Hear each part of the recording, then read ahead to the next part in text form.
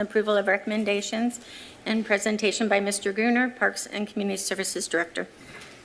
Okay, so just to recap where we were at our last episode, we had a staff presentation. We had a presentation by two interest groups.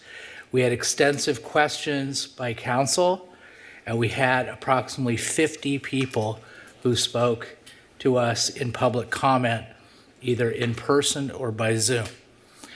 Then we closed public comment, and we continued on a unanimous vote to pick up right where we left off right now. Okay? So here's what I think we should do.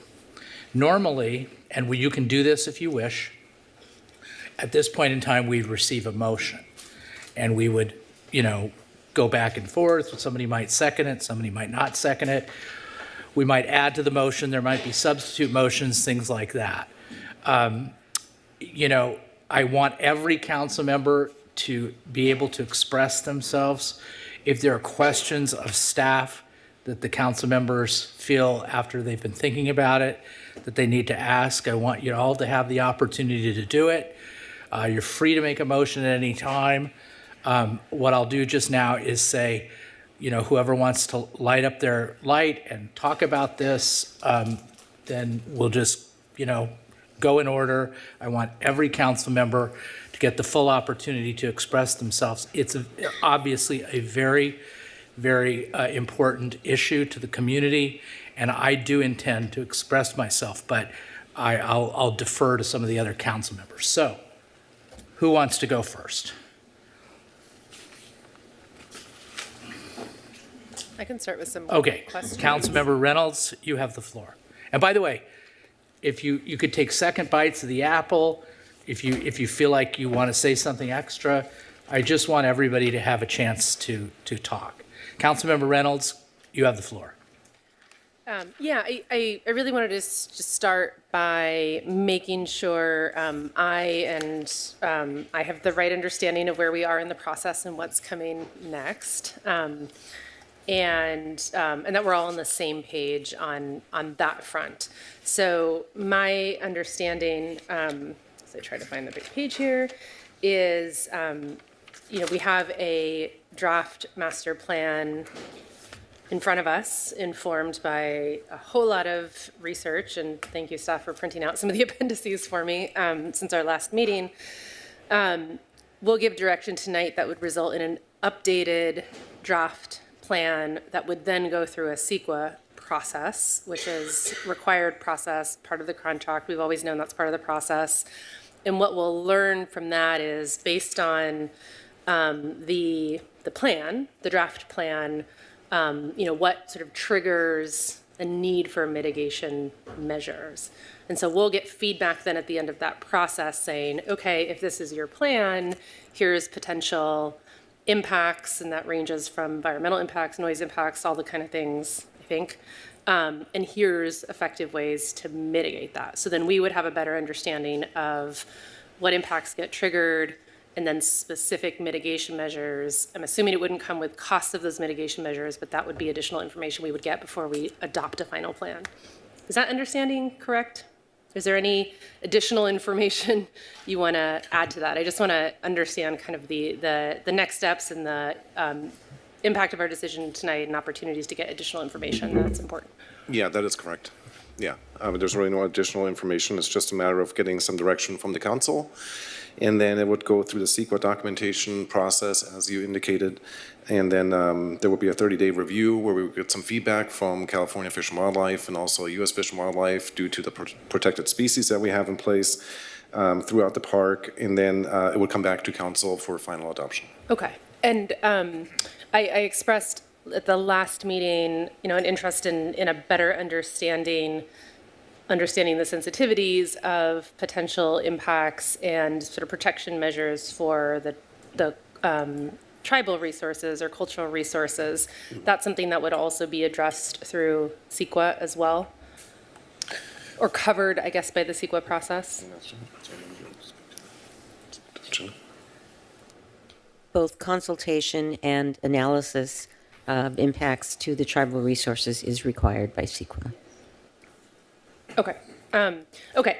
And so maybe a couple specific questions maybe will help illustrate that process as well. So we got some feedback on trails, both biking on trails and walking on trails and access, right? And this differentiation of sort of the big trails and the small trails and trails that are part of a trail plan and trails that have been sort of created over time, many beloved, some problematic. And when I say problematic, I probably can't find the quote quickly, but as I was reading one of the appendices on the tribal cultural resources, one of the things that was noted there is that very, very sensitive site for our tribes, a history of burial artifacts found. So I'm interpreting that. I don't think it was explicit, but that, and then it said that some of these sensitive cultural resources, I think at least one sacred area is being impacted by an undefined walking path, right? So we're essentially walking on sacred burial grounds is what I'm taking away from that.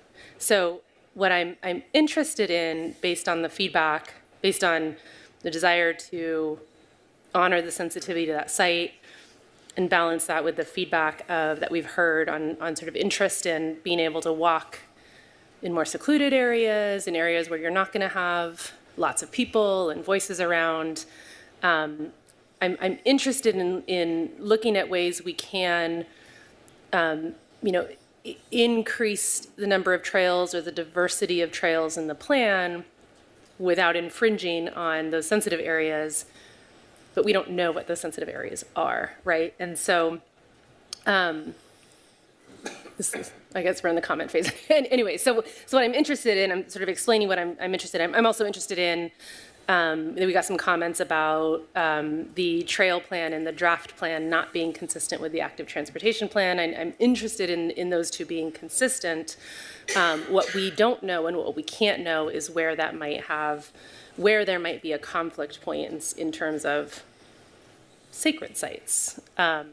And I want to find solutions. I think everyone on council here has expressed an interest in as much balance as possible. So what is your recommendation for moving forward if there is a desire to say, hey, like we do want to maintain as much public access as possible. We do want to, make sure we're not infringing on a sacred burial ground, for example. I think that was a question. So, yeah, going to tread very lightly just to avoid, suggesting where sensitive and non-sensitive what may be. The guidance from the tribal consultation process and the archaeologist that advised us on this project was to treat the entire site as a sensitive for tribal cultural resources at a landscape scale. So there are trails at Fairview Park that do cross through what would historically be considered, a sensitive area that there's shell midden. So those are indications of past human activity, human occupancy. So some of those trails, we're not proposing to eliminate all trails that are within sensitive areas because it's just simply infeasible. The amount of trails, the amount of public access that's been sort of, provided to the community over the last several decades is not something we want to take away, but we want to minimize it to the extent that we can. And particularly the unauthorized trails that go through the center of the mesa, there's an overabundance of them. So the purpose of the proposed trails plan is to consolidate them into a reasonable number of circulation paths that can get from point A to point B and also experience the park, but not have redundant and sort of too many trails where they're going to the same point and sort of accessing the same types of features. But the trails plan, we are still examining that. That's not a final product that, it'll be set in stone and that after adoption, it's immediately going to be closed off, but it's something that we're still giving consideration to, and we do want that feedback.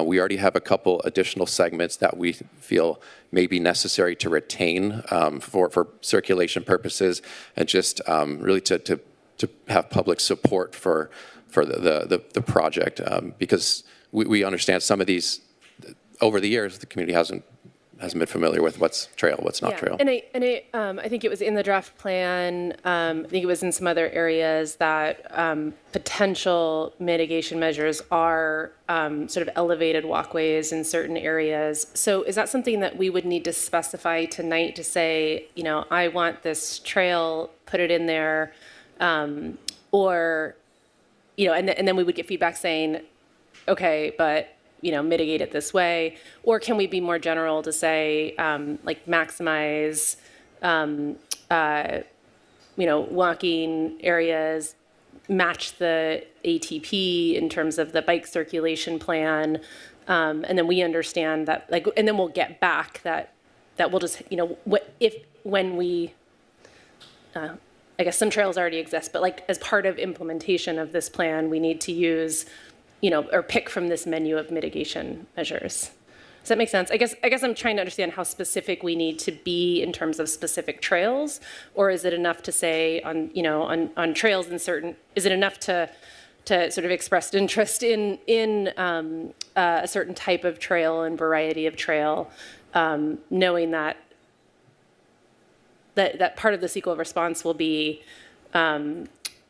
direction on the type of mitigation we need to do in certain areas. I'm not sure I understand your question regarding mitigation, but the feedback that we do need, or we really hope to obtain, is the segments of trails that are potentially missing from this plan that the council wants to retain, or wants to sort of sanction as a designated trail. So that's something we actually do have the trails plan as a figure we could pull up if that would be helpful to kind of guide that process. Yeah, I'll follow up on that. I think I'm hearing you say it's helpful to be more specific. Okay. Because I recognize that some of the feedback was from the tribal advisory group was treat the whole site as sensitive.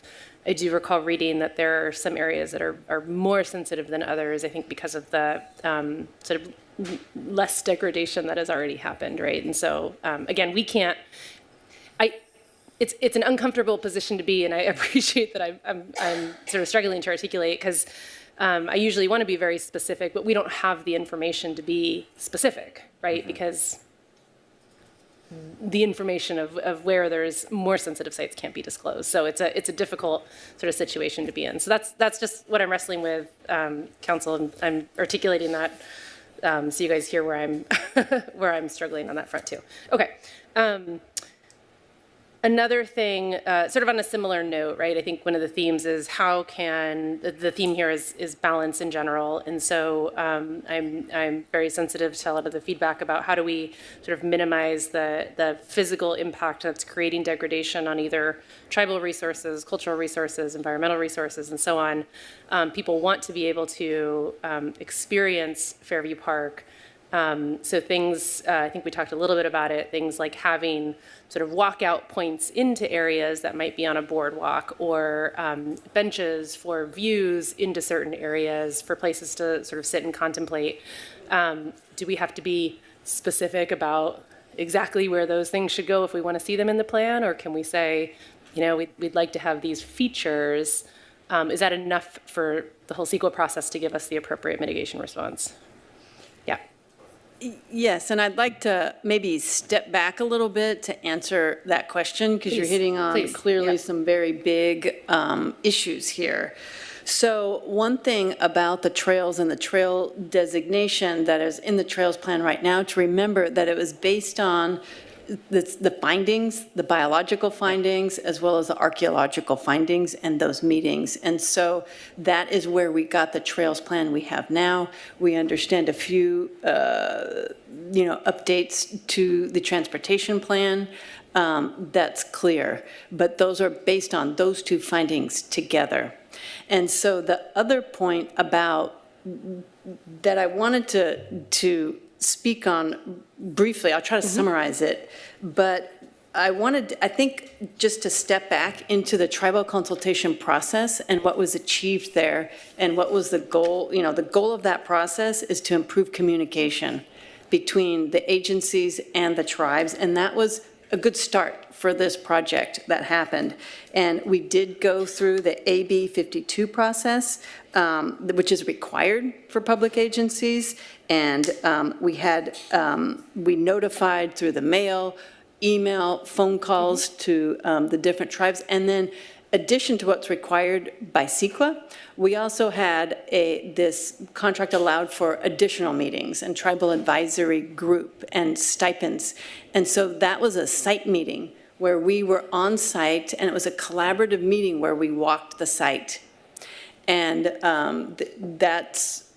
we walked with a biologist and that biologist Travis, could share where these sensitive biological areas and where central cultural areas are on the site. And so that was shared, but and then obviously the report that you read through, which investigated the paleontological, the archaeological, and the tribal cultural, and the cultural resources that are out on the site. And as you mentioned, it's as sensitive as it gets for the tribal cultural resources. And so those elements together informed the trails plan that we have now. And so I did want to go over to answer your question, is the recommendations was to recognize and protect Fairview Park as a unified tribal cultural landscape. What this says is there are threats to sensitive biological and cultural resources in Fairview coming from actions that destroy, degrade, and fragment the park's natural communities and erode that protective soil cover. So that was taken into consideration, and that was really a key recommendation, recognizing it as a unified, not just sites, specific sites within the park. That's why we can't specifically work out where trails are and exact benches are. And those will be in collaboration. And then prevent further damage to cultural resources through site management was another request. And then honor tribal stewardship and ensure respectful handling of cultural materials. That is an archaeological treatment plan, which you referred to in your comments, and that will be done in consultation with tribes prior to any ground disturbing activities. So that's a key requirement, that it's not a decision and a line on a plan. It's going to be developed in collaboration with tribes for any kind of ground disturbing activities, which would be occurred. And then also to prevent resource degradation, reduce erosion, unauthorized trails, and impacts from pedestrian, bicycle, and off-trail activity through targeted revegetation, no-till stabilization methods, signage, fencing, barriers, and raised walkways. So all those things together to protect these archaeological sites and also protect the archaeological sites from unauthorized collection or disturbance while maintaining public access where appropriate. So those are the key kind of recommendations, and again, it's an iterative process. This, master plan has, initiated that process. Let me ask. I'm going to try to ask. See if this question makes sense. Well, let me just ask it. So, in the CEQA analysis, I'm looking at this map of trails here. Will it give mitigation measures, or raise flags where needed, or give mitigation measures where needed on a trail by trail, like specific to each trail, or will it be specific to like a trail type?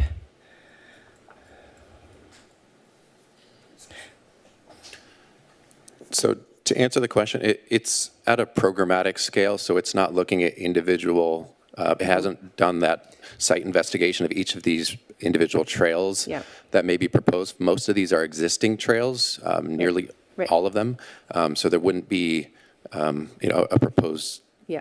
Okay. So it would say,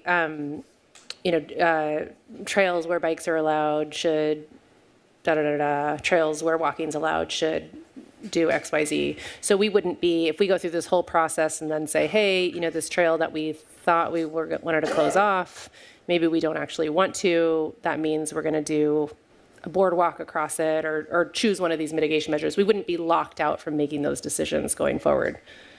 Correct. Okay. And to I follow should up just to your earlier phrase that question, question, I realized I forgot to address the point about boardwalks. That is something that we don't need to have that detail tonight of where exactly a boardwalk would need to be. It's just something that we recommend for a variety of reasons, for resource protection, and those could be figured out in the future. Okay. Same and same thing for benches, for example. Where exactly they would be placed we'd have a process for figuring that out, and then obviously, if and when things are installed, there's a very, very detailed process to make sure we're not disturbing resources. Okay. Correct. Okay. I'll stop there. I wanted to get that under my belt. Thank you. Thank you. Councilmember Pettis, what do you have to say? Thank you.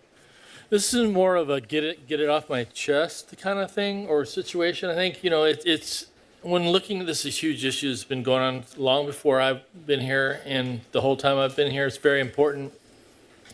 And I think we know where the consultants lie on this thing. I think we know where certain staff want this to go, even most of the council.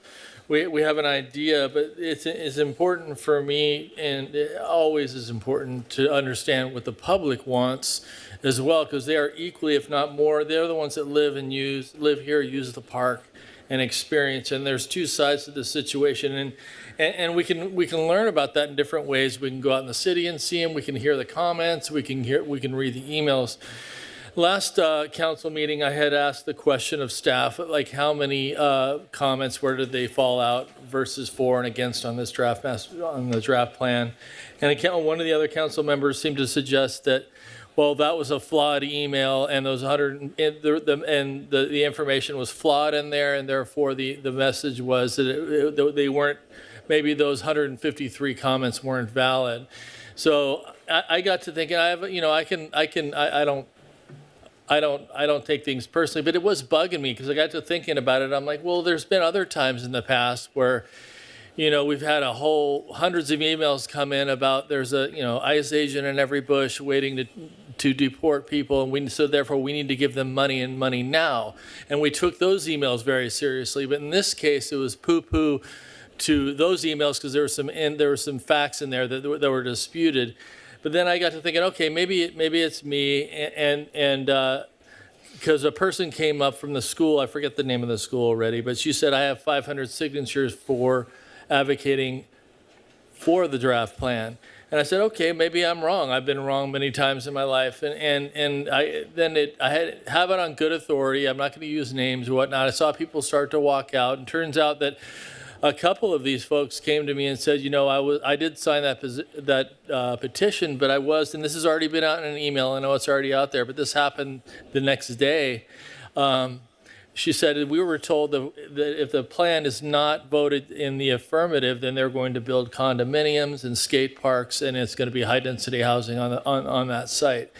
And so that, to me, is a gross misrepresentation of what could or couldn't happen at the Fairview Park. So I want to make sure that we're not putting out, I'm not assigning blame to anybody, but somebody did that. So we're trying to steer this thing. We need to do it straightforward. We need the public to have a really clear, strong voice, and we want to do this the right way. Thanks. Anybody else want to get anything off their chest? I can get something off my chest. You guys want me to go? Or do you want to go? Do you want to go last, Mayor? Well, I mean, I can go wanna go last. now? I'm just give you all an opportunity. Go ahead. I appreciate Mayor it. Pro Tem. Thank you, Mayor Stevens, and I jest because mayors usually have the last word, but I know this is a very important topic for everyone, and I just want to kind of share my general thoughts. As you guys know, I was not here in the chambers last council meeting, so I will admit I did miss the actual atmosphere in the room. And that's something I really cannot ever get back because I can't ever be present in this room during the last council meeting. But I think for me, there's really two things that stick out to me for this plan that are really important to me. And I'll start with the least controversial and go to the most controversial. I think for me with the bike trails, to every extent possible we can maintain access to bikes, I think is very, very important. I understand there's going to be some sensitive uses that may limit our ability with bike paths and with the ability to use bikes. But I think we have the intelligence to find a way to incorporate bikes into Fairview Park. We create all these bike paths for kids to bike to school safely, for folks to bike to work safely.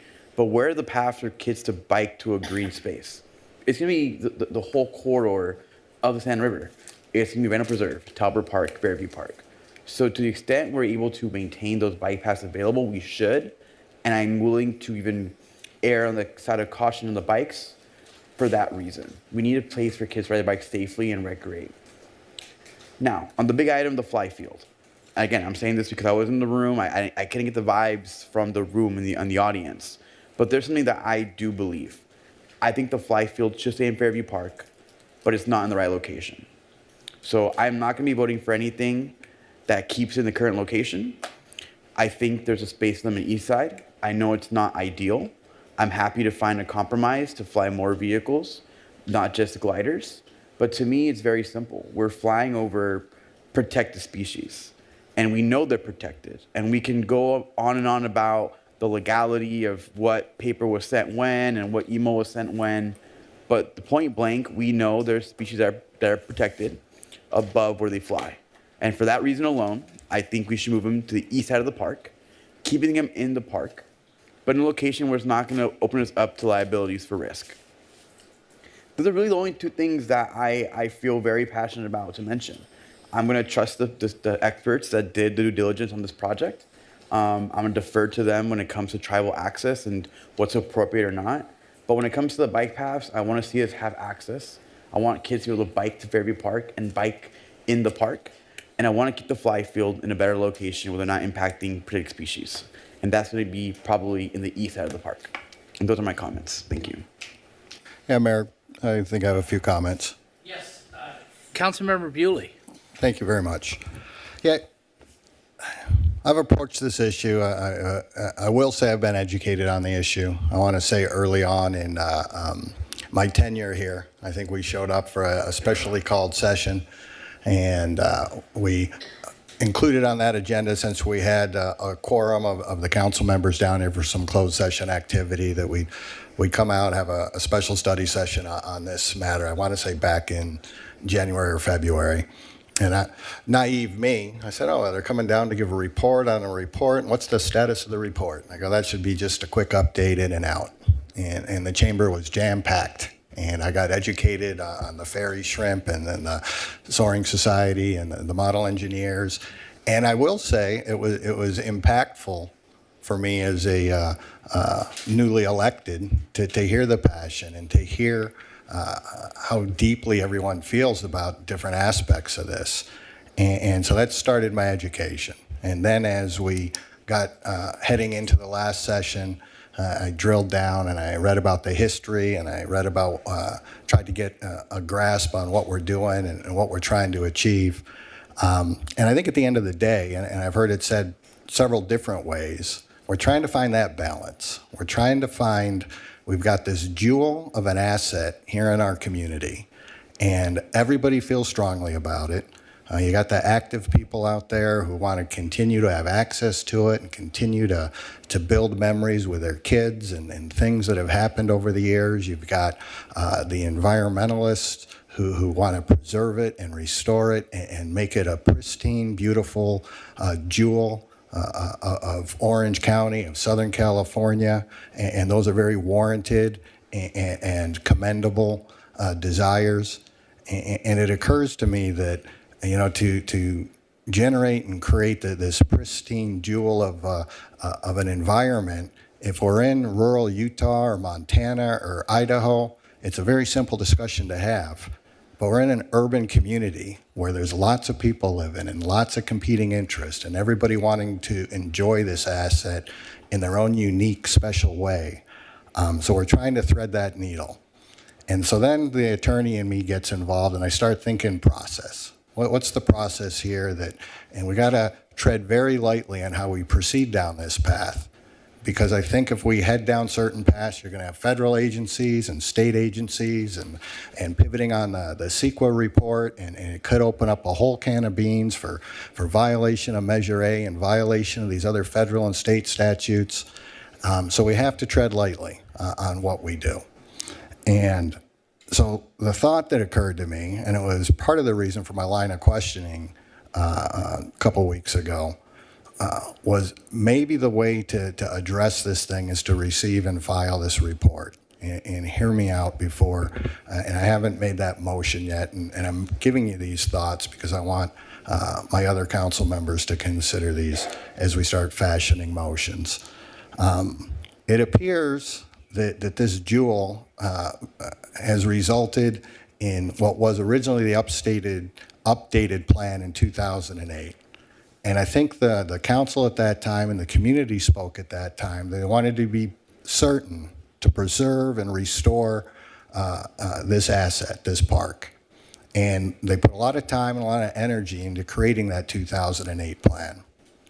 And then they went further in 2016, I believe it was, and did Measure AA, as I said previously, to go belts and suspenders. And we heard a lot of talk that passed by 70%. I think that was the community speaking as loudly as possible at that time as to what they wanted.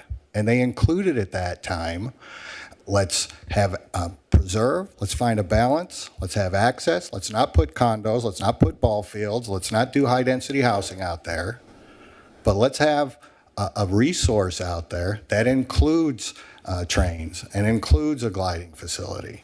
And accompanying that, we'll also take steps to enhance it and preserve it and to do our best to make it the jewel that it can be. And then in 2017, I believe it is, in furtherance of implementing these goals and these desires, we implemented the steering committee.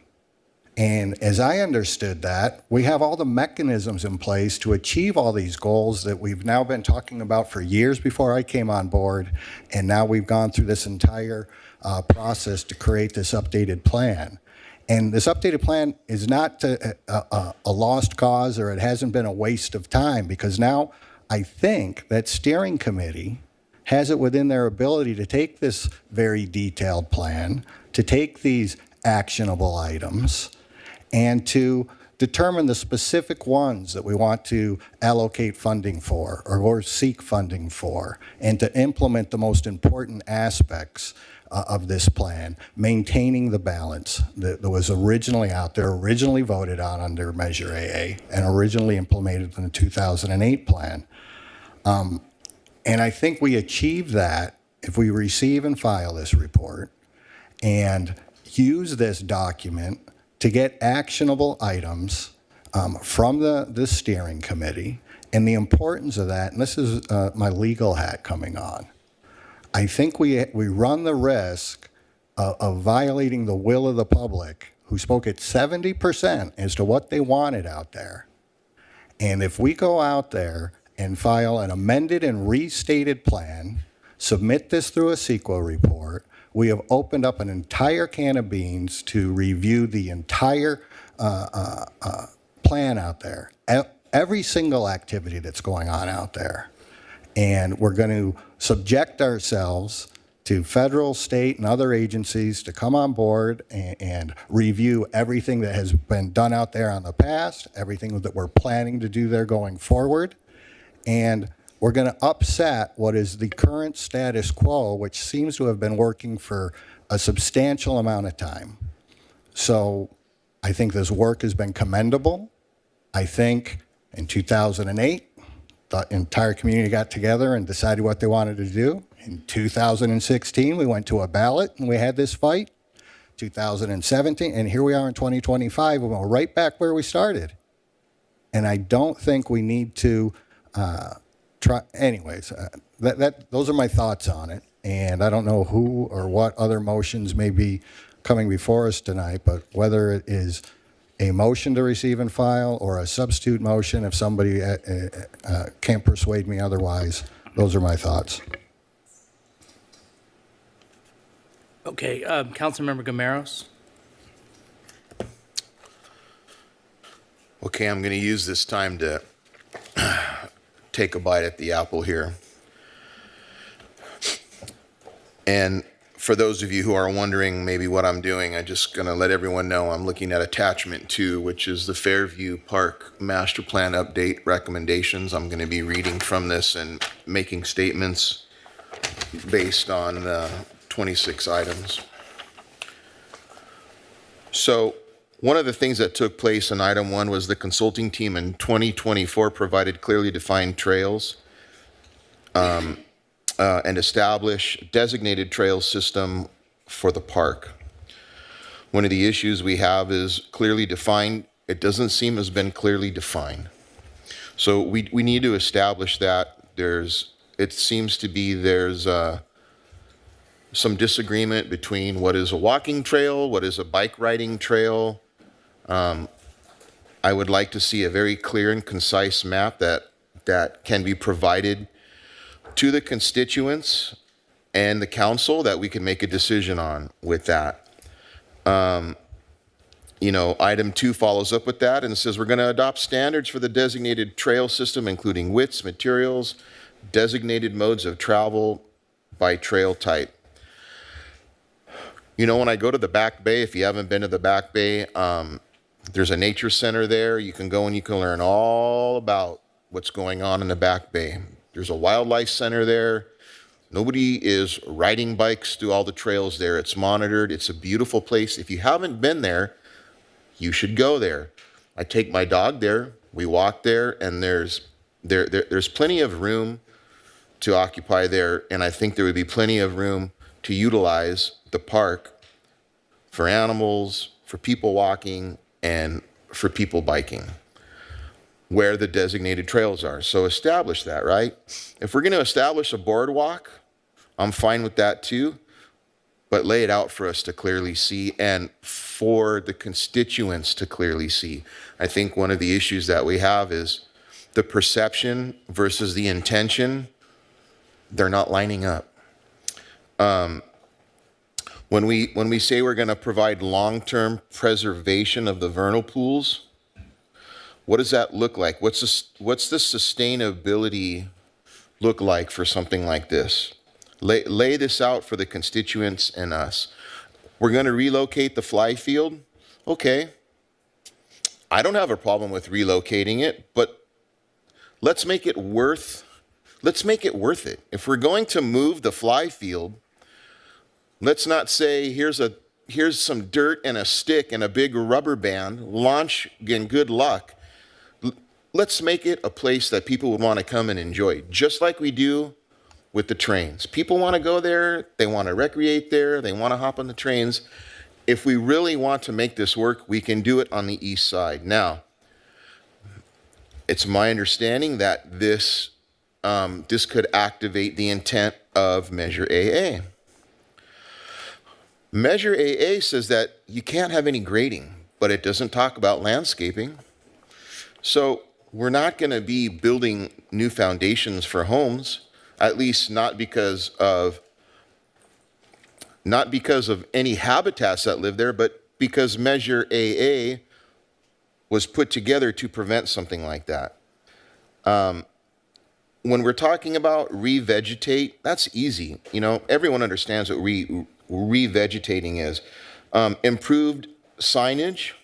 Yeah, we could have signs posted all over the place that says no bikes, bikes. That should be an easy one. And the enforcement on that should be pretty easy too. I think that can be easily enforced. When we want to talk about utilize the site to enhance community education, I think they've locked that in the Back Bay, and we should look at that as a model to follow. If you haven't been to the nature center there, it's awesome. And I think that we could look at funding for that in the future. When we talk about preserving the cultural history of the site and the indigenous ecology, there were 2 Native American tribes that existed there. We should have a learning center dedicated to that on the east side, where it's not going to impact what's going on the other side. And then if you want to walk the trails with the education that you've received, that would be great. You could have a little pamphlet. There's a number of things we could do with this. When when we continue the operation of the model train, we run the trains according to the scientists into some vernal pool areas according to them already.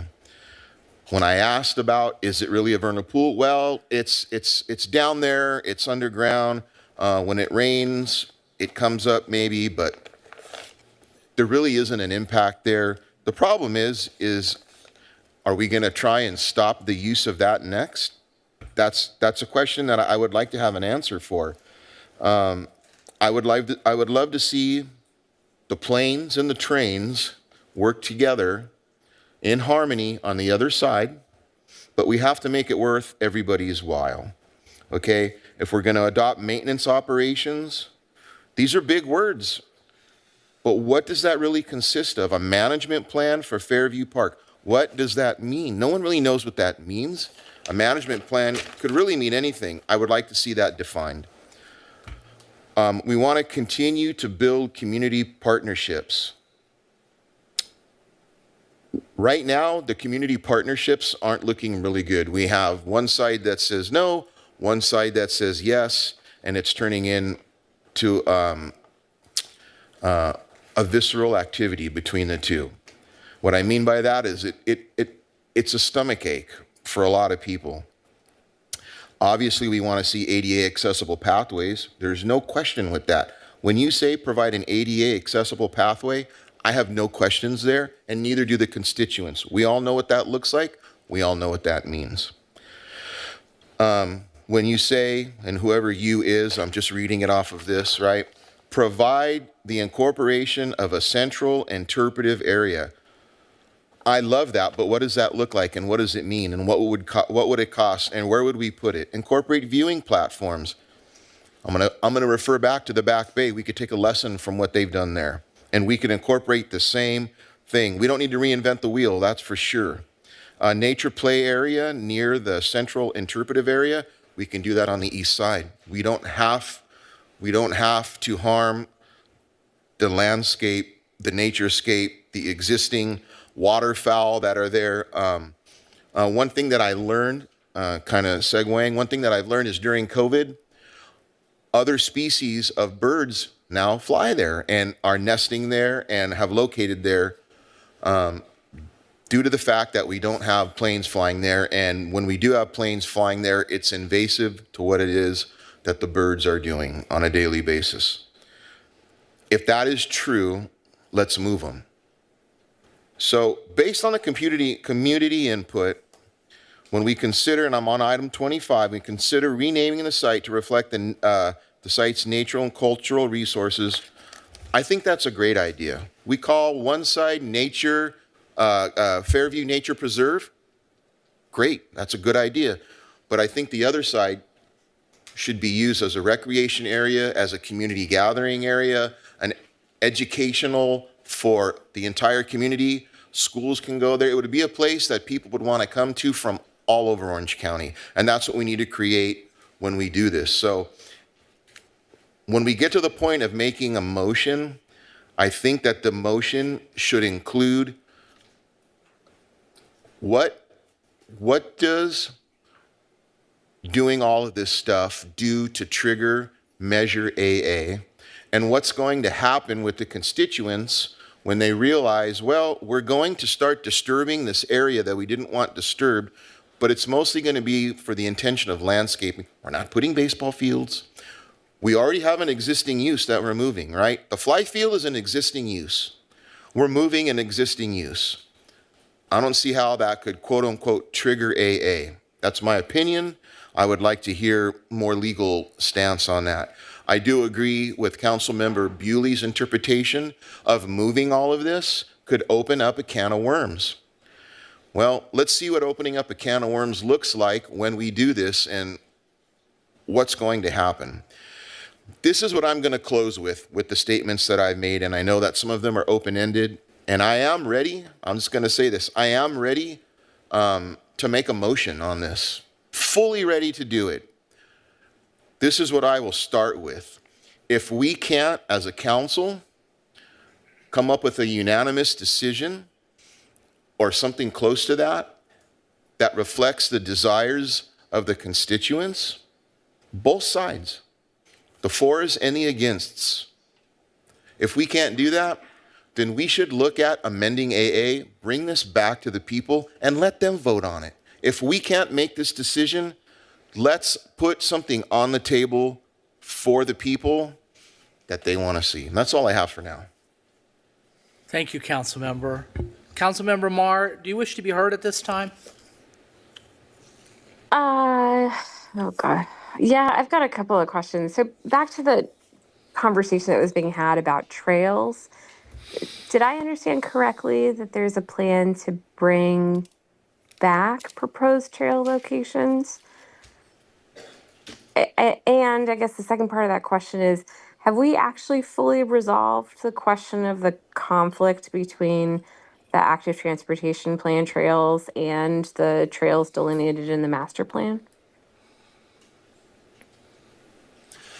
Councilmember Marr, those deviations that are not shown in the current draft plan published online relative to the ATP, we do plan to make those adjustments and adhere the proposed Fairview Park Master Plan, Trail Plan to the ATP plan. That's particularly the segment of the proposed path along the Fairview Channel on the east side of Fairview Park. So that's the main segment that was missing from our proposed trails plan, that we would reinstate that segment when we present this back for final adoption. There's a couple other additional segments that we've identified as likely to be necessary relative to the original, or the 2008 plan. Okay. Yeah, I mean, I think if we vote on this tonight, I would like to bifurcate the trails discussion specifically. It would be helpful. I was trying to look at Google Earth earlier. I walked it last week.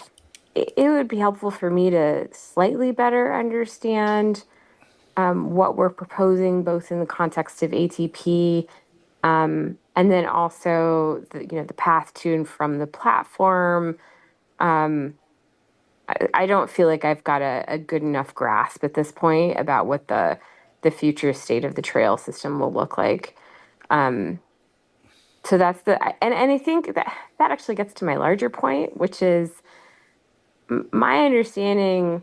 We will vote on this. It will go through CEQA, but in order to do anything that looks like putting down a planked walkway or building additional infrastructure on the east side of the park to accommodate HSS, all of those things have to come back to a vote if there's any dollar amounts associated with them. This is not a blanket approval of further infrastructure investment or anything else. And I say that in the context of the 2008 plan, which called for a lot of these things, many of which we never did. So I'm Carol, city manager, I think that's right. If we're going to spend more money to enact the recommendations in the master plan, those all come back as separate items, correct? Yes. Okay. Yeah, I think much of this is fairly clear cut for me, regardless of how much I identify with many of the folks who fly regularly, as much as I too am passionate about aviation and majored in it in college, and think it's really important that we have opportunities to teach kids how to fly. I think the decision before us is pretty cut and dry based on the recommendations we received from our consultants, based on our legal obligations to protect endangered species. I just don't know that we have a lot of wiggle room as I understand the law and understand the biology that's been presented to us. That's it. Back to you, Mr. Mayor. Thank you, Councilmember. I've got a lot of things to say, but I think that in response to one of the things that Councilmember Marr said, when I was out, since our last meeting, a couple times I've been out there, one time with staff, a couple times with the public, and I thought it would be an interesting idea at some point in time to do a actual Brown Act meeting out there. We bring the council out there, We walk the park, we talk, we notice it, the public can come out, and we really get to understand what's out there, because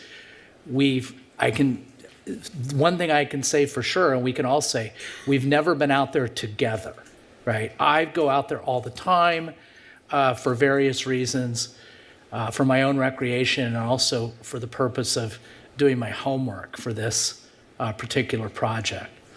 So I would propose that we do that at some point in time, no matter what the vote is here, And then in terms of my comments, I do have a lot of comments, so I hope everybody bears with me. And so far of the people who spoke, I feel more aligned with Councilmember Bewley, and I want to explain why, okay? So I honor and appreciate the work that the consultants have done, and certainly staff. I also honor and appreciate all the input we got from the public, because the different acts, the act of writing an email, I mean, these are emails, these are not like signing a petition. The act of sitting down on your computer, finding out where to send the email, writing words on the page. This was not a cut and paste thing. People typed in the words, they pushed send. Whether they were for or against the master plan, that's a gesture. And I knew a lot of those people that that sent us emails, and I appreciate that. And then obviously all the people who came and spoke to us, it's a gesture to get off on a Tuesday night, especially it was a long meeting, and so many people came and spoke, and I'm very appreciative of that. And the people that spoke on Zoom, and I honor their engagement. We always talk about engagement, and you can do a lot of engagement. We talk about it in our projects, but there's nothing like a good old-fashioned city council meeting to get some real engagement, and I appreciate that. So I did do what I call a drill down. I do this about every couple years on this, and I really dug in to the history, and I lived a lot of this history, and I'll explain when I did. I read numerous times the 2008 master plan, and I read numerous times the proposed master plan, and I want to. There was a period of time, of course, in the late 90s and mid 2000s where the community was very active and the council was very active in doing this planning. We came up with the 2008 master plan. Our body did. We didn't do it, but the body up here did it, our predecessors. And then there was a period of time that went, and back then we had a thing called the Fairview Park Citizens Advisory Committee. And if you go to Fairview Park, right as you're walking up to the, if you're interested, as you're walking up to the picnic area, you'll see a plaque, and it has the names of the people that were on the Fairview Park Citizens Advisory Committee. And you'll recognize some of those names. Many of them are deceased, unfortunately, but I appreciate their input too. And then came along about 2013. And a couple things happened in 2013. It was very significant for Fairview Park. We had an episode. It was called, we'll call it the DG Path episode, where the staff and some volunteers basically created a decomposed granite path over one of the vernal pools. And that triggered some attention of the regulators, and there was some threats and procedures that went along with that. And then right around that same time, 2013, again, we had a different body. It was composed we had 5 council members, and they reinstituted, by this time the Fairview Park Citizens Advisory Committee had been disbanded, and they reinstituted the Fairview Park Citizens Advisory Committee to look at the master plan. And I found, by the way, I read every single minute of that committee. Every minute of that committee I read. And there's a slide I want to share with everybody. Can we share that slide? These are some of the things they were considering doing. And if you see here, it's interesting. If you look at the third bullet, baseball and softball facilities in the southeast and southwest quadrant, and soccer and football fields, multi-use athletic fields, So that got people's attention. And there's skate park. I mean, there's a lot of stuff, handball courts, basketball, things that we wouldn't even dream of for reasons I'll get to in a second. Expanded concert areas, build a train track, nature center, archery. We want an archery, look at archery out there, running courses, all these activities, very active, very organized activities. And so I read all those minutes, and they were talking about all of those things. And some of the things were tabled for further discussion, but they were talking about in those minutes about how we needed lighted fields. And in the city of Costa Mesa, there were kids that needed to play, and they thought a good place for them to play would be Fairview Park. And so the citizens and the council were seriously considering putting these activities in Fairview Park. That committee lasted from 2013 and 2014, and then it was disbanded in 2015.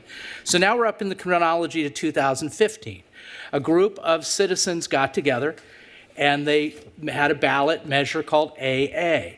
And in that ballot measure, what they were trying to do is take the power away from the council and lock in Fairview Park the way it was, the way it is. And they figure, you know, in the Goldilocks parlance, they said, Fairview Park at 2008 master plan was just right.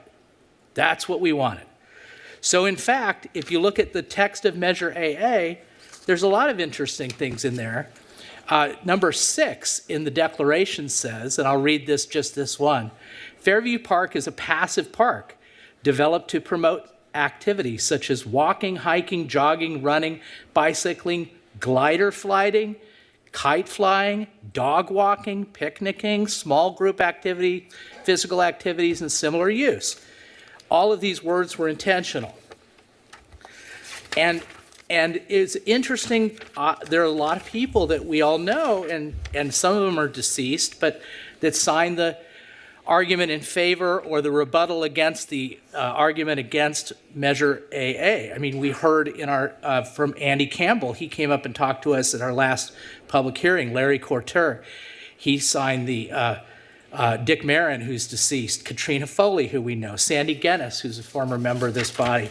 And then you even get to Kelly Siegel, who sent us an email. John Stevens, a humble business owner and an attorney, not on the council yet, but running for council, aspiring to be on council.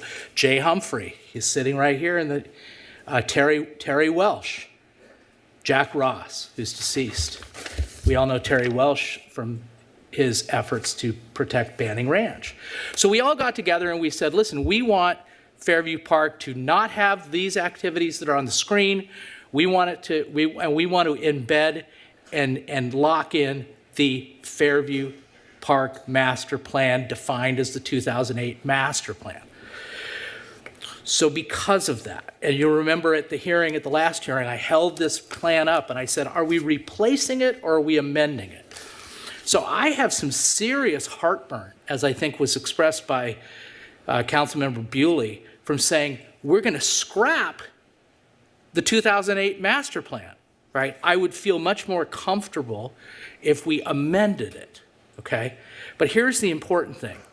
Numerous times in the 2008 Fairview Park Master Plan, it makes reference to glider flying. And it says there are 2 types of model glider airplane launches in use in Fairview Park. I'm reading for page 33. Electric motor launch operations, which take place in the morning when winds tend to be calm, and bluff launches, which take place in the afternoon when the prevailing winds create strong updraft at the bluff. Both operations are planned to be retained and provided for in the park, right? And there are about 4 other references that specifically say in the 2008 Master Plan, which was incorporated into AA, gliders and planes should be there. Okay, so it passes by 70% of the vote. I contend, the world will never know, that if we didn't have that language in AA and we didn't preserve those human activities in AA, it would not have passed. And what would have happened if it didn't pass? You're looking at it. we would have had a council that would have had free reign to create ball fields out there. We'd be playing flag football fields right now, flag football games on Fairview Park. So 2017 rolls around, it passes. The 2017, March 22nd, 2017, I seconded the motion to create the Fairview Park Steering Committee. I watched that meeting since our last meeting.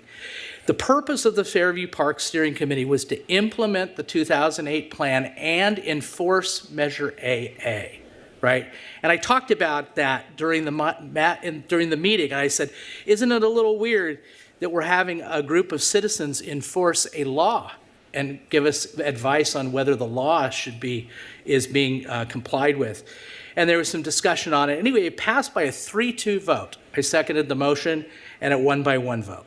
So the Fairview Park Steering Committee goes off, and then what happens? 2016 to 2020, we're flying planes. We're not just flying gliders, we're flying motorized planes, we're flying drones 7 days a week, dawn to dusk. And then in 2020, there was a significant event that we all lived through, the pandemic. The entire park was shut down, and then for some reason, we decided, okay, that use that has been going on for, at that time, some 55 years, maybe we don't want it anymore. And then we had our discussion. Now this is the body, apart from Council Members Bewley and Pettis, that voted on this. And Councilmember Marr, I think, came up with a really good compromise. I actually didn't vote for it, but I voted for it the second time when it came up in 2023, and we had this system that we put together where they could only go out there, only gliders, silent gliders, and only 2 times a month for 4 hours at the current site, the site they've been on since. Some could argue 61 years, some say it was 20 years. It's been a long time. And it's worked, I think, pretty well. I mean, you can argue that, that maybe we should mow more frequently their runway or their landing strip. We could quibble around the edges, but in the main, it's done pretty well. We did create a requirement for an annual report to the City Council in our vote. I don't remember ever seeing that, but that's okay. I'm not going to quibble with that.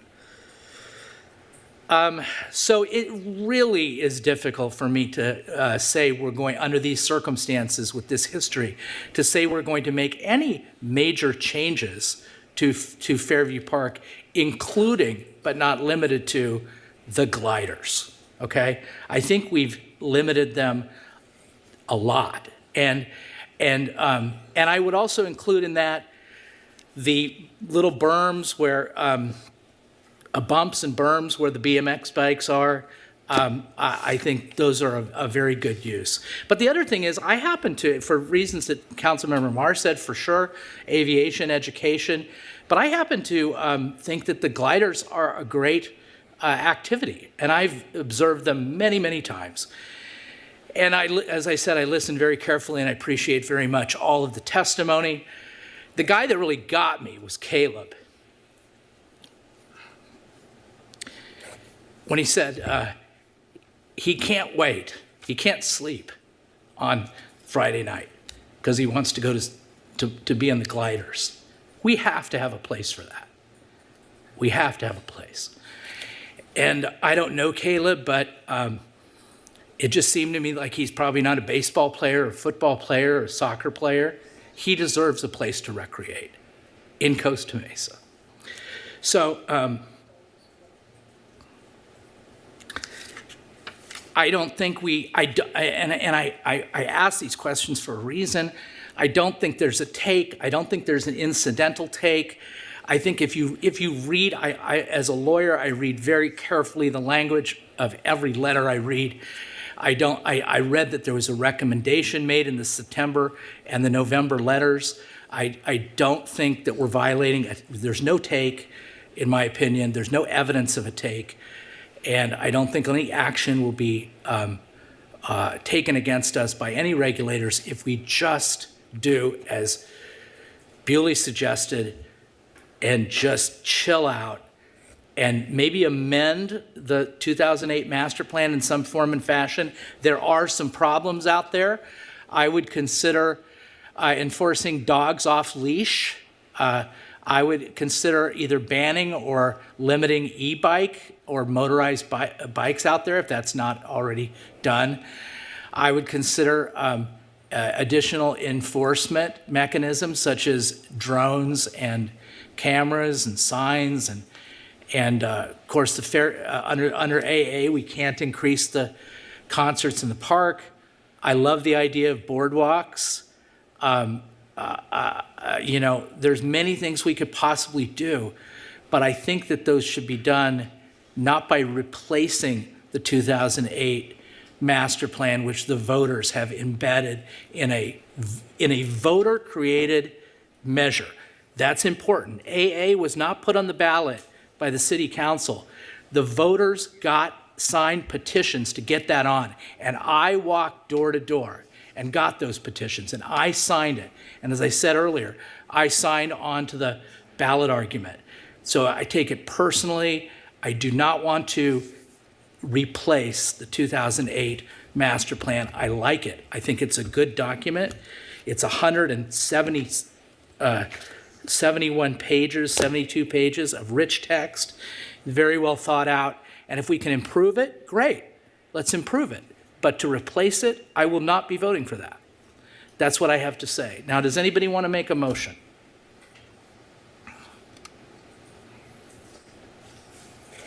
I'll take a stab at it. Okay. Let me find the.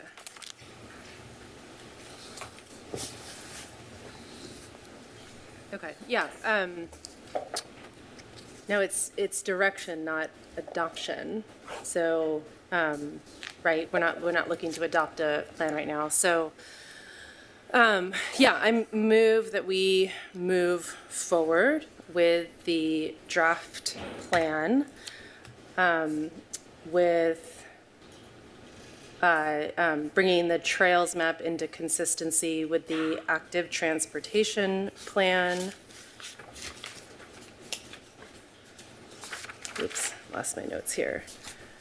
I'm going to throw out with the fly field in either location, so existing location and or I guess the new proposed location for the purpose of getting the CEQA analysis on that. And then I have a few specific changes related to the tribal work where the plan discusses interpretive programming, explicitly include collaboration and coordination with the tribes, where we mention multilingual signage, include incorporation of tribal languages if and as supported by the tribes. And on page 65, which is the section on cultural and restoration, I think that's a little off, in adding a recommendation that is to establish ongoing communication and collaboration with the tribal advisory group. Second. Okay, you wish to be heard on your motion? Yeah, let me ask a procedural question first. I am interested in sort of additional action related to the tribal advisory group, but that's separate from the moving the plan forward. So I'd like to do that separately. Is that appropriate, or do I need to include them all? No, you can make that as a separate motion. You know what, let me just include it and see what that happens. I don't know if, so I appreciated the, one of the responses to the comments saying the tribal advisory group was intended to start a conversation. I've really learned a lot through that process and through my work on the Randall Advisory Committee. So I'd like to add as a separate action to direct staff to continue engagement with the tribal advisory group and bring back a proposal for council for ongoing relations with tribal governments, obviously those associated with Fairview Park, engagement for interpretive signage and other park programming, site access and use, and then and other recommendations prioritized by the tribes. So that's to bring back a proposal so that we can get specific requests from them. Does the Second agrees. Okay. Okay, yeah, and I'll comment on that. And I appreciate the process. First, I really appreciate the motion made at the last meeting to continue and let us sort of digest all of the feedback and all of the comments to respond to Councilmember Pettis. Certainly my intent was not meant to poo-poo anyone's comments. It was I had intended to communicate sort of a reminder of all of the different public engagement and the fact that there is misinformation. And I agree. We heard evidence that happens on all sides, and that's the challenge, I think, in the late stages of the process when there's a lot of sort of frenetic responses. So apologies if it came across that way. That's certainly not my intent. The reason for my motion, and I hope it's supported, is I do, as I think other council members here have all shared, really appreciate the incredible amount of work, both on the sort of expert side in terms of the paleontological research, the biological research, but also the community engagement.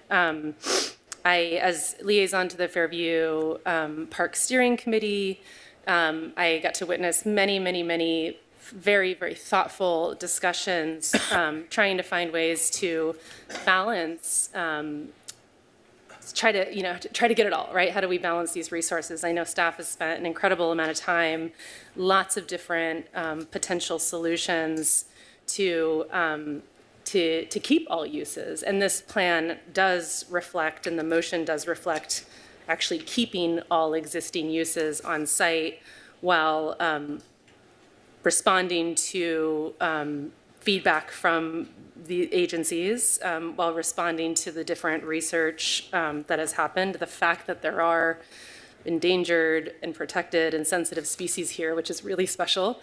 And a part that is I think especially important to me, while honoring the feedback from the tribal advisory group, which is something that was unique. We very intentionally added that into our RFP to initiate a ongoing conversation and real relationships with the tribes for whom this land is extremely important and sacred. So I think the plan reflects a really nice balance. I think, yes, I don't see this as a conflict with AA. I see this as a continuation for AA, a really thoughtful community-based approach to manage Fairview Park as the asset, the very, very important asset it is on a variety of fronts. I think, this council has experience undoing other measures. So, I mean, we undid Measure Y, and I think for good reason, right? We learned new information. I think this plan is incorporating new information both on the biological side. I think it's additional public input, and also on the tribal side. So for those reasons, I'm hoping that we move forward with this process. As Councilmember Marr clarified in her comments, specific actions will still go through a process of council deliberation and the CIP process and so on if that moves forward. But I'm proud of the plan. I'm proud of the balance that I think it strikes. Oh, and I'll explain the reason I suggested moving forward with the fly field in both locations is so we get the feedback from the CEQA process on what would be the necessary mitigation measures for each of those, and then council would be able to make that decision once we get that feedback. Councilmember Marr, do you wish to be heard as the second? I don't have anything to add. Okay. Would now be a time for a substitute motion, but Yeah, I was going to make one. Do you want to make one? I'll take a stab at it. You take a stab at it, yeah. My motion, I'll speak to it if I get a second,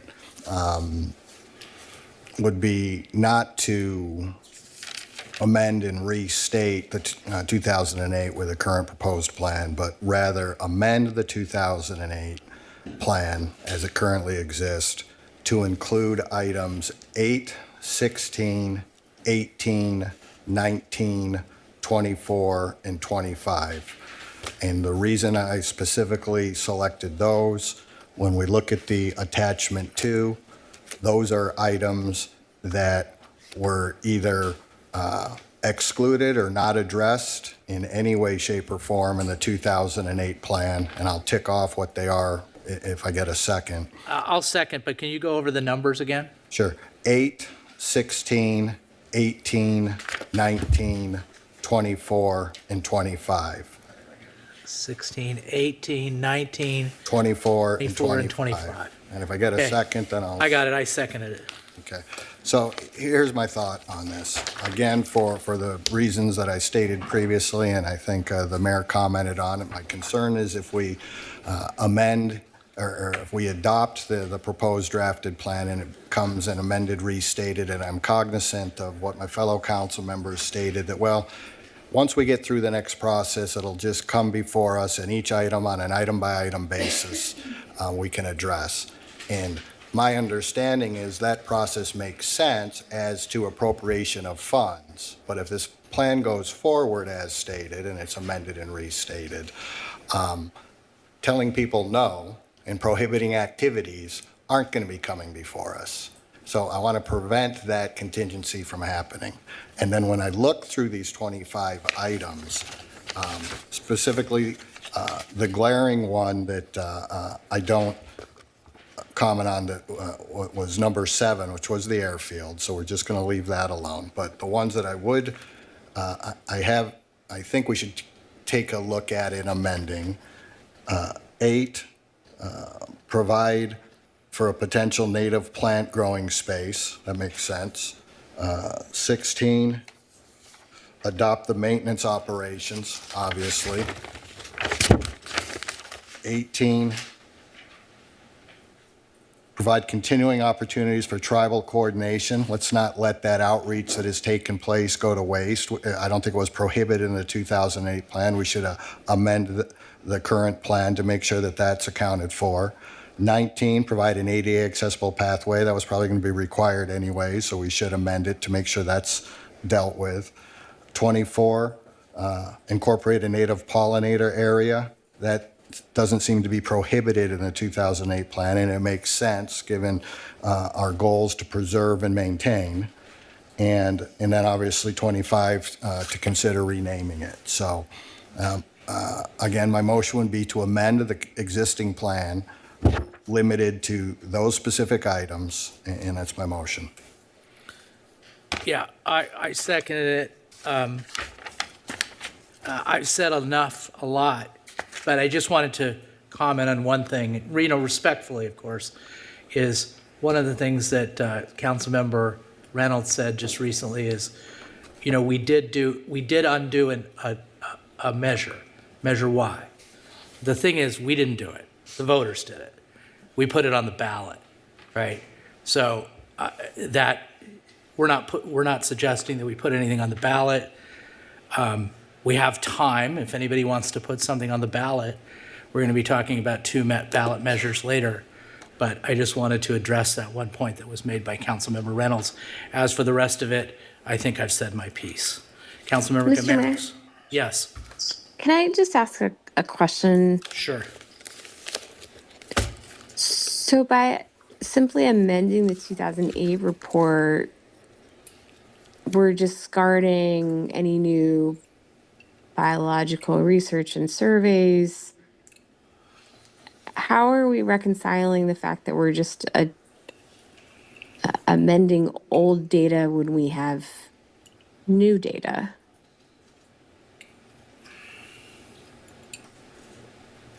I guess that's a question for the maker of the motion. Yeah, here's how is my mic on?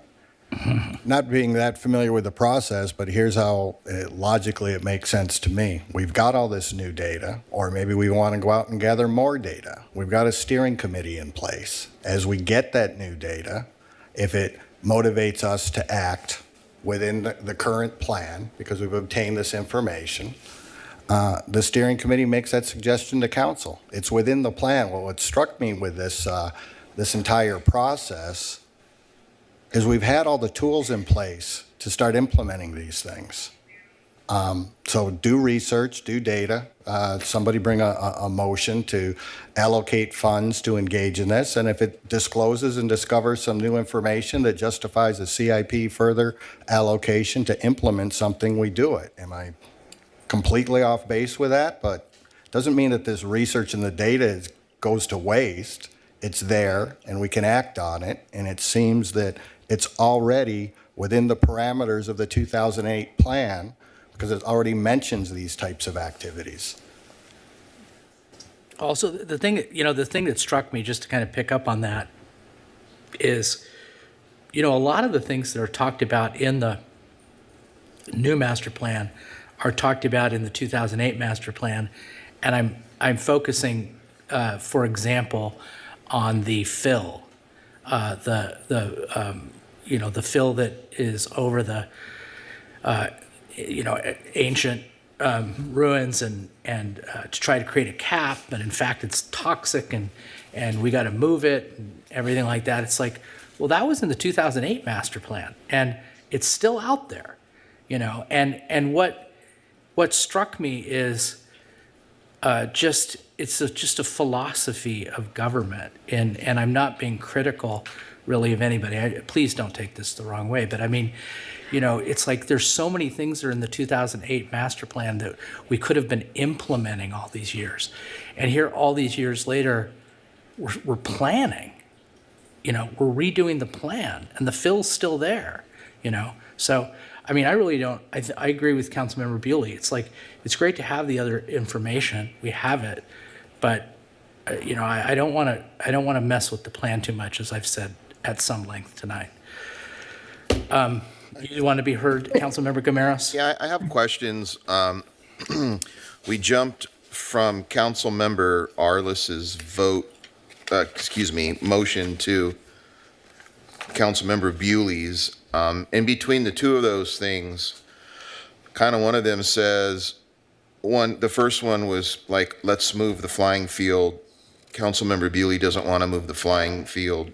So I guess I have to ask a question before the motion is made. In item 6 of attachment 2, the last sentence in there says, staff is working with the Model Flying Club to identify a potential alternative flying sites, plural, for the activity. Can't we just identify the east side of the park if we are going to move them and look at what would it take to get them over there, and will it trigger an AA? Like, can we just include that? That's, I guess. Look, I'm gonna make a substitute motion if I can. Can I do that? You I'm can't. sorry, You can only make a. You can request friendly amendments to either motion. I don't think you can do a substitute motion once a substitute is in there. But let's hear from our city attorney as to what your options are. Yes, once a substitute motion is on the floor, a new motion cannot be made. You can ask for a friendly amendment to the pending motion. Can I ask for a friendly amendment to the motion? Can I ask? Let me hear what it is. So I'm not disagreeing with anything that was asked for in the second motion. I just want to include that we can identify the idea of moving the flying field as long as we can come to an agreement on it to the east side. And that would mean getting with the Harbor Soaring Society mostly, and also making sure that we're not going to trigger an AA thing with moving them over there. I don't see why they would need much more than they already have, other than what the mayor said earlier was we can use the language that was drawn up in '08 that basically says they're allowed electric motors. I mean, it's going to be hard to glide over there. There's nothing over there. And I agree with everything else. Just the only thing is I would like to try and make a provision that doesn't have this flying field activity that's being so intrusive. If you don't want to agree to it, that's fine with me, but I would like to at least look into it and entertain what that could happen. And not multiple sites, one site, the east side, that's it. So that's my ask. And I appreciate it, and I appreciate it in the intent in which you conveyed it. I just think that it trying to thread that needle and wordsmith that is just going to create too many problems. I would hope that going forward, since I've started this process, it sounds like you guys were flying planes and motors and gliders and 7 days a week, now 2 days a week, gliders only. They seem to have been workable. I would like to think once we get this settled, the lines of communication will continue to be open, and soft pressure or whatever may be applied to get an accommodation. But so anyway, I appreciate your request, and I do appreciate your sentiment and what you're trying to achieve, but I would just keep my motion as stated. Okay. Councilmember Gameros. Yeah. I wanted to make sure, as I clarify my motion, so. Okay, so the original motion is to move forward with the draft Fairview plan presented to us by staff that they've been working on for multiple years, which does include that recommendation to move the fly field to the east side. I had included in my motion to include in the analysis also keeping the fly field where it is, so that we would get sort of feedback through the CEQA process on, so we could sort of weigh the challenges in mitigating both. If your goal is to move it to the east side, I'd be willing to amend my motion to support that, if the second concurs. Just a procedural point, I think we need to vote on the substitute motion before you make amendments to the original motion.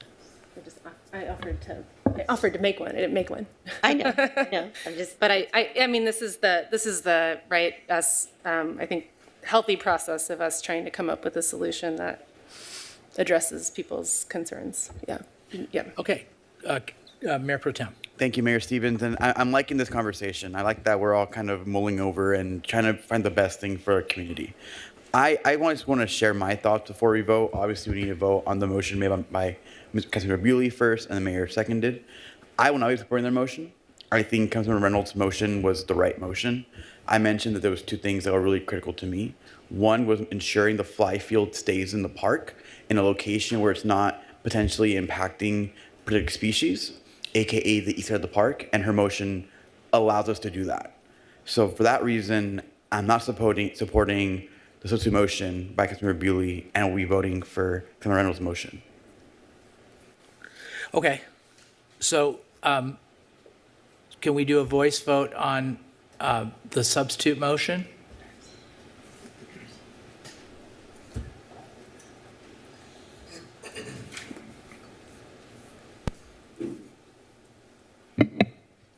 Here we go. Councilmember Pettis? Yes. Councilmember Reynolds? No. Councilmember Gameros? No. Councilmember Marr? No. Councilmember Bewley? Yes. Mayor Pro Tem Chavez? No. Mayor Stevens? Yes. Motion fails 4-3, with council members Reynolds, Chavez, Gameros, and Marr voting no. Now, the original motion is back on the floor, and you may make friendly amendments as appropriate. Can I ask that the motion maker please restate the motion? Sure. Oops. let's see. Okay, there were several things. So, moving forward with the draft plan as presented by staff, with the following changes. Modify the trail plan to be consistent with the active transportation plan. I'm going to add speed limits for biking. On page 65, where there are recommendations related to tribal consultation, we would add a recommendation to establish ongoing communication and collaboration with the Native tribes. On the discussions related to an interpretive program, add that we would do that in collaboration and coordination with the tribal advisory group, and that any multilingual signage would incorporate tribal language if and as supported by the tribal advisory group.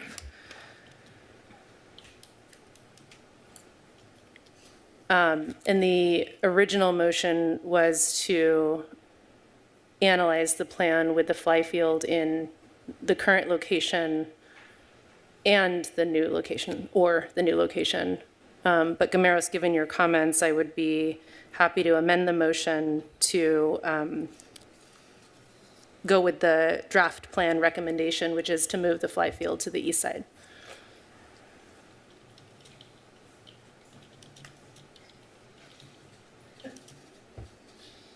Okay, yes. So I'm amending the original motion as restated to include 10-mile-an-hour speed limits on bike trails and moving the fly field to the east side.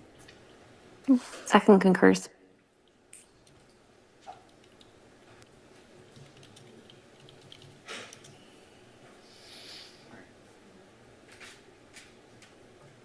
Okay. If there's nothing more to say, let's call for the question.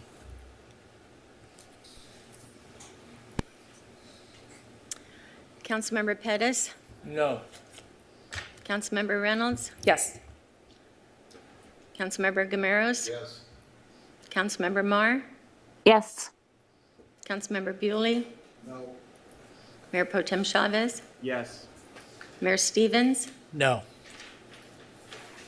Motion carries 4-3 with Councilmembers Pettis and Bewley voting no and Mayor Stevens voting no.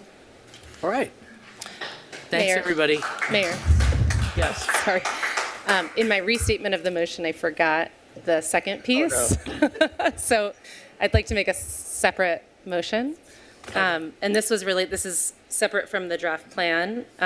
This was a motion to direct staff to re-engage with the tribal advisory group to develop a proposal, to bring back a proposal to council on ongoing relations with our tribal governments, engagement for interpretive signage and other park programs, site access and use, and other recommendations from the tribal advisory group.